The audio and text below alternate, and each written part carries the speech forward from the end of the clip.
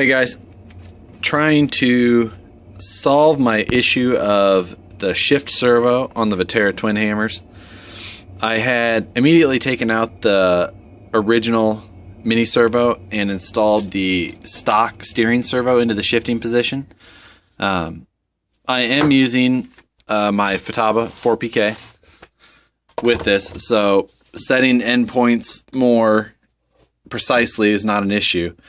However, it didn't appear to totally fix my issue, and this shifts, and I don't really know if this servo was really all that great from the get-go. It was having a lot of problems drifting at center, and it wouldn't hold a consistent endpoint. So either way, it's just not working right, so I decided to replace it and also figure out a better shift linkage to hopefully remedy this issue. I've already got my cage removed, so I just have it sitting on top. I ended up putting on a Futaba S9551. This is a little different servo. It's a shallow servo. It's like half the depth of a standard servo. This really isn't important to this setup, but just so you can notice, it's standard height. It's just not as deep. Anyway, to move forward, none of the electronics in this thing are stock right now. I've replaced everything. Futaba BLS 152 servo, Mamba Max Pro, and a Tekin Rock 412 motor, as well as the receiver associated with my 4PK. Anyway, the point of this video is I went with a shift linkage similar to what you see in, I guess, a nitro car. Can't say I've ever owned nitro cars, but this seems to work. I kind of pieced this thing together from a associated kit. There's the header card that was on the bag, the 7560 throttle brake link. This kit was actually made to work with these tiny rods. They're smaller than 440 even. This is an M3 set screw in that link. And sorry for blocking the light, but you can see it is smaller. It's hard to show you exactly. Anyway, so I ended up having to drill out some of the components. You can see that brass spacer there. That's one of these that I drilled out with an 1/8" drill bit, just as a spacer. Your setup can be different. This is just something I kind of pieced together with that kit. That screw there is a 35mm socket head screw. Anyway, this piece right here, this silver aluminum piece, is from that associated kit. I drilled it out to 1/8" to pass over the 3mm screw, and then this is actually just a rod end on with a. I unthreaded the stock ball end. This guy here, sorry.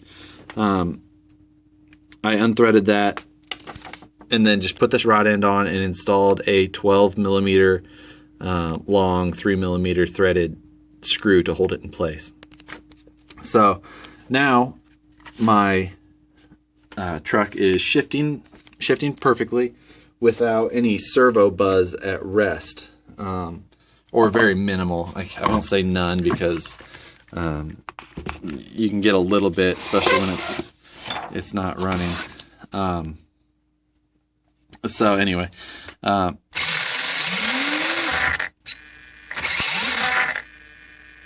yeah, I mean, right there you can hear a little bit of buzz, but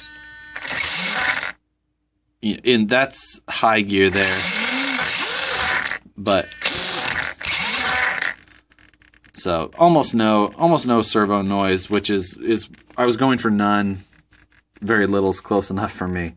But that's the setup there. It's a pretty straightforward setup. You can mock something up similar to that probably on your own without having to spend, I think this kit was $9 at Hobby Town. I ended up using 2 pieces and a couple of springs. So you could probably source something on your own.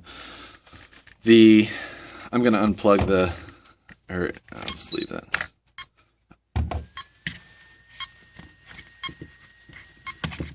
All right, I'm going to unplug the rig. This is, I'm going to show you the programming on the 4PK for it.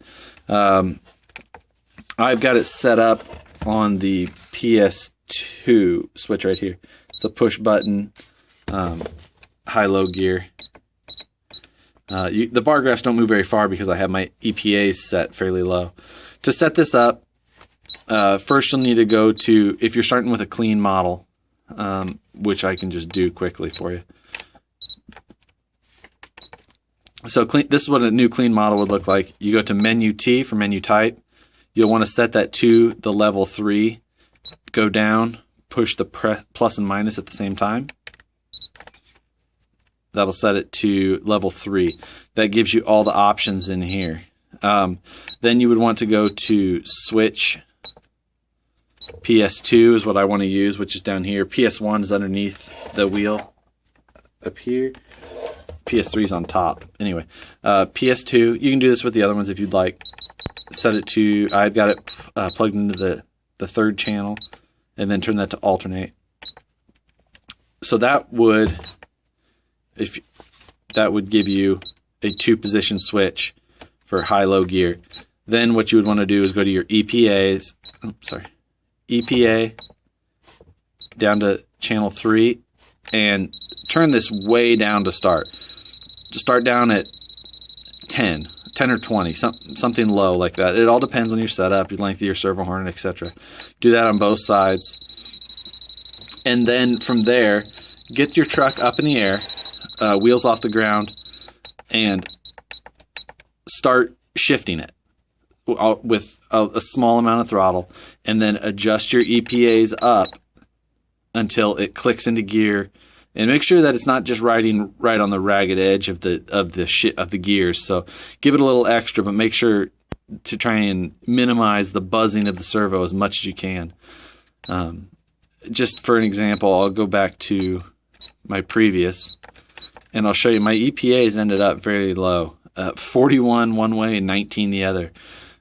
You could even those up if by maybe clicking the servo over 1 notch or something like that on the servo horn, but it's not really that important. I had plenty of play, and it didn't become too much of an issue. So this is just a little bit of a rundown on it.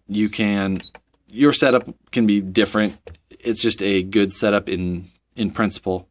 And if you're looking for some way to stop burning up servos, it's been a big problem right out of the box for a lot of people. A good investment would be a better radio than the DX3E that it comes with those analog pots. By no means is a 4PK what I'm going to tell you to go out and buy. This radio's overkill for this rig. The 4PL would be my suggestion because I'm a Futaba person, and I think it's a better radio than a lot of the competition, and you get a lot of quality for your money.